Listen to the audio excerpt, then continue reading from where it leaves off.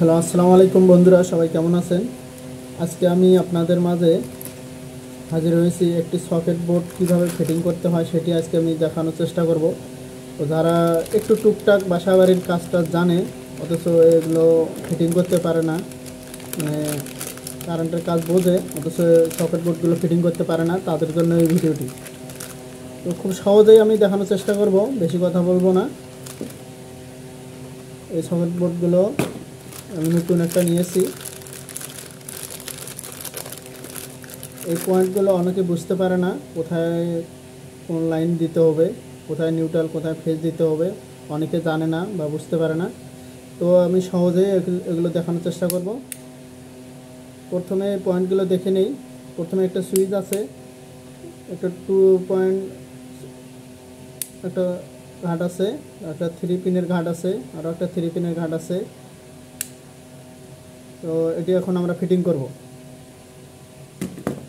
প্রথমে আমি একটা কেবল নিলাম। এরকম আপনারা একটা কেবল নেবেন। কেবল নিয়ে এখানে লেখা আছে এল, এলে লাইনটা দিবেন।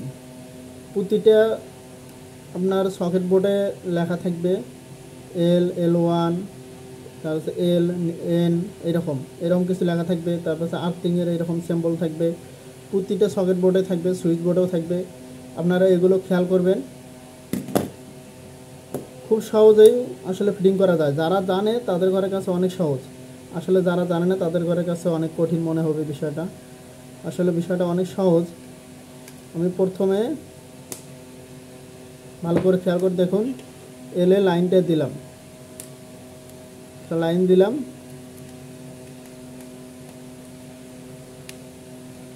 এখন এটা যদি পাওয়ার হয়, এখান থেকে আমি একটা পাওয়ার আমি এখন আউট করব।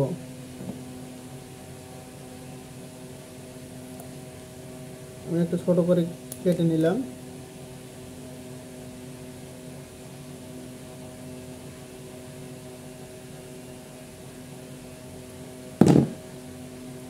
এখানে আবার এখান থেকে L1 থেকে L এ লাইন দিছি, আবার এখান থেকে আবার আমি আউট করব পাওয়ারটা।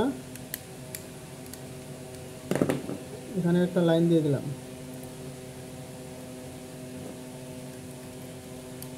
ভালো করে এগুলো টাইট দিতে হবে যাতে যেন লুজ না থাকে। লুজ থাকলে এগুলো লুজ কানেকশন হবে, স্পার্ক করবে। আপনারা এটা সতর্কর সহিত টাইট দেবেন ভালো করে। তারপর আমি কি করব, এখানে এই যে লেখা আছে আপনারা দেখতে পাচ্ছেন LN, আমি L এ লাইনটা দিয়ে দেবো। এখানকার যে লাইনটা আমি এখানে দিয়ে দেবো।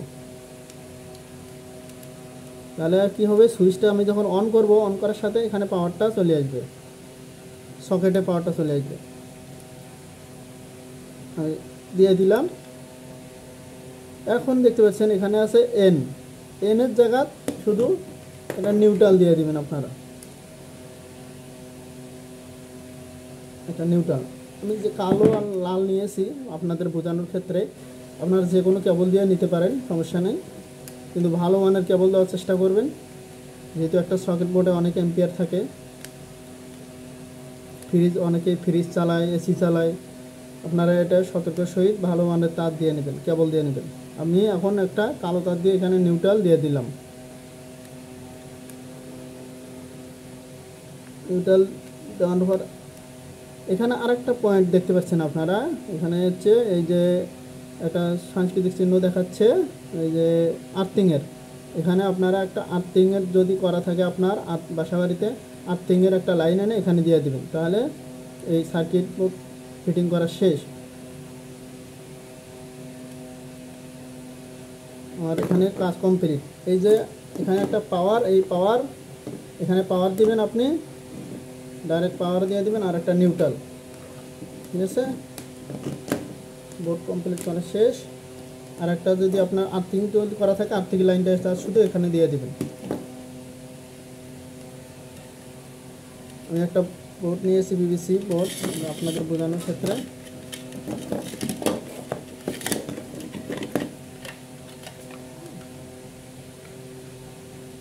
এখন এই যে এখানে দেখতে পাচ্ছেন, এই যে উঠে গেছে।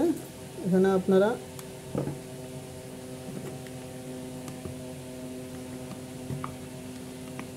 এরকম করে আস্তে করে এটা উঠাইবেন। উঠানোর পর এখানে যে ইয়া থাকে, দুটো স্ক্রু থাকে, সেই স্ক্রু দুটো লাগিয়ে নেবেন। লাগিয়ে নিলে বোর্ড কমপ্লিট। এখন আপনারা এখানে পাওয়ার দিলে এটা বোর্ড এখানে পাওয়ার চলে আসবে।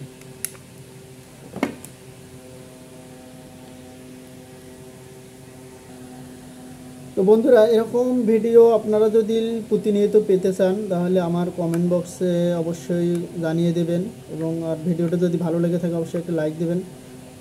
আর যদি ভালো লেগে থাকে তাহলে অবশ্যই একটা লাইক দেবেন এবং কমেন্ট বক্সে জানিয়ে দেবেন যে এই ধরনের ভিডিওগুলো আপনারা চান কি না। তাহলে আমি প্রতিনিয়ত এইরকম ছোট ছোট ভিডিওগুলো আপনাদেরকে আমি উপহার দেব, যাতে আপনারা কাজগুলো শিখতে পারেন, ছোট ছোট কাজগুলো শিখতে পারেন, বাসাবাড়ির কাজ একাই করতে পারেন। তো ধন্যবাদ, ভালো থাকবেন, সুস্থ থাকবেন, আল্লাহ হাফেজ।